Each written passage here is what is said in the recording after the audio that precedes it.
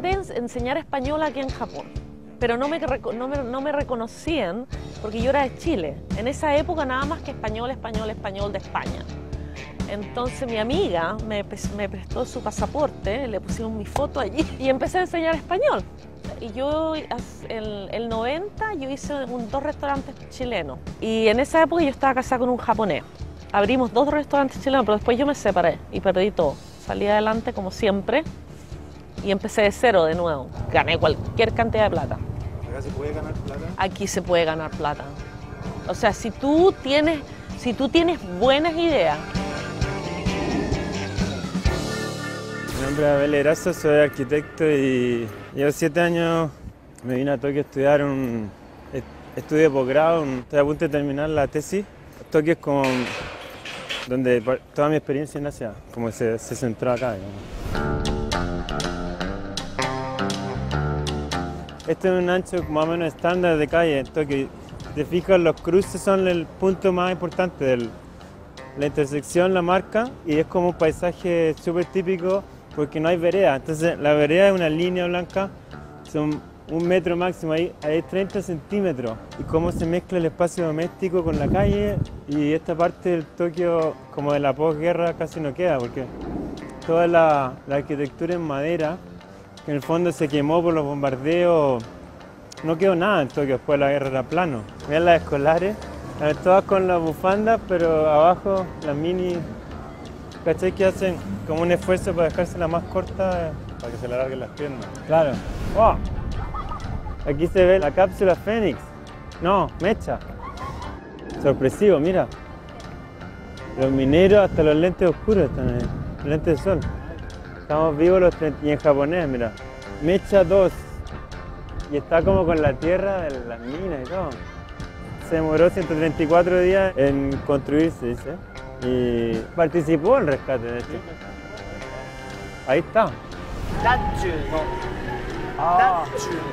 Datsu no. これね、おっぱいがこう大きい女の人がやるんだけど、あDatsu noってやるのが一番大きい。 Dice que esto no es la cápsula original, es una copia que hicieron acá en la televisión para hacer un programa de comedia y usan esto como para cagarse la risa. A veces ponen una mina dentro con las tremendas, entonces sale de la cápsula como Dachi. Estamos en la salida oeste de Shinjuku. Shinjuku es como el hub, el corazón de Tokio, de todas las conexiones de líneas de subway, metro y trenes que van a otras ciudades se conectan acá y también tiene estas como mini callejones de comida y bares porque muchos oficinistas vienen a comer acá, a pasarla después del trabajo. Yakisoba. Yakisoba. Ah, más este no. Dice que no está abierto todavía.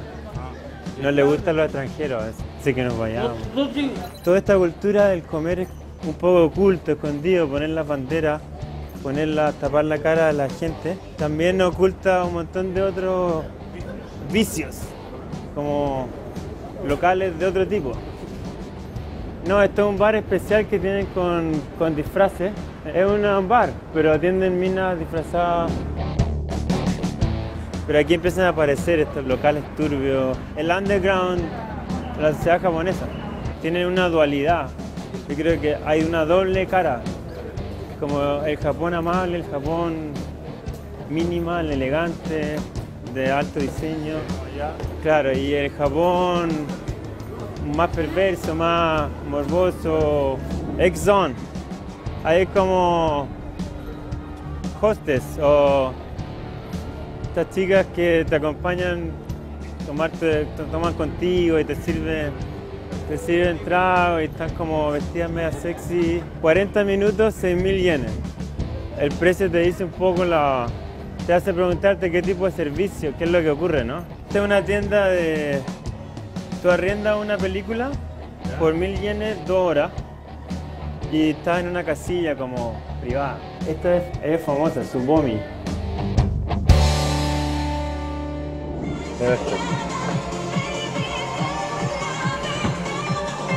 13 años. Esta tiene 9. No. 9 años. ¿Cuánto valen estos? 5.000, 3.000. 3.000, esto 5.000. Mientras más chica, más cara. porque en el fondo es lo que más vende. Bueno, eso es un poco como lo más chocante de la parte oscura de la sociedad japonesa, que a mí es lo que más me chocó, es lo que más impacta uno con nuestra cultura y nuestros valores. Digamos. Pero esto no es porno, en el fondo. No es porno, no es. Es como que se muestra un erotismo, como la ropa, como la mínima ropa posible, pero como al límite. ¿Qué onda esto? ¿Son policías? Sí, estos son policías que cuidan que nadie fume en la calle porque está prohibido fumar caminando. Pero puedes tener un local De niñita. que, claro, a 100 metros y están mirando para otro lado en el fondo. Está súper regulado, súper limpio, pero en su mundo no tan limpio.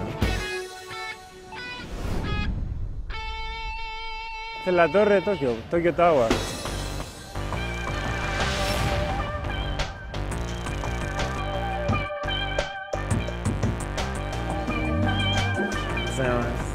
Y aquí se ve la zona de los rascacielos de Shiodome.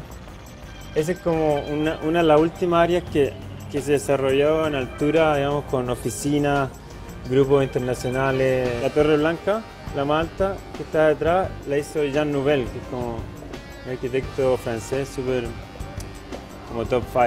¿Cachai? Abajo está súper mezclado con templos tradicionales, como todo Tokio así, mezclado con la construcción tradicional de templos, con los cementerios.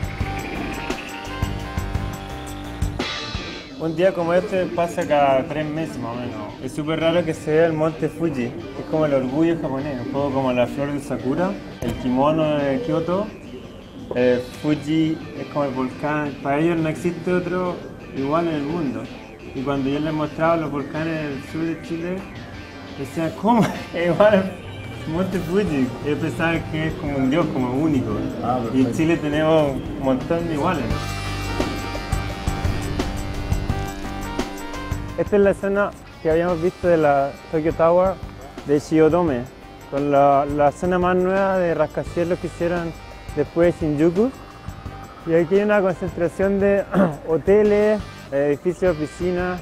Esta es la televisión de Tokio. Mira, ahí el tren bala pasa como todos los niveles de flujo. Se ven en esta zona siempre como separando la vía peatonal de la calle. Ahí está la autopista para autos, la autopista en un nivel, la vía local en otro, los peatones en otro. Mira, ahí está el monorriel, no tiene conductor, es todo automático. Aquí vamos atravesando la última parte de la costa antes de cruzar a la isla artificial de Odaiba. Este es un tren automático que está todo computerizado, coordinado sin chofer, entonces podemos ir en la parte de adelante viendo.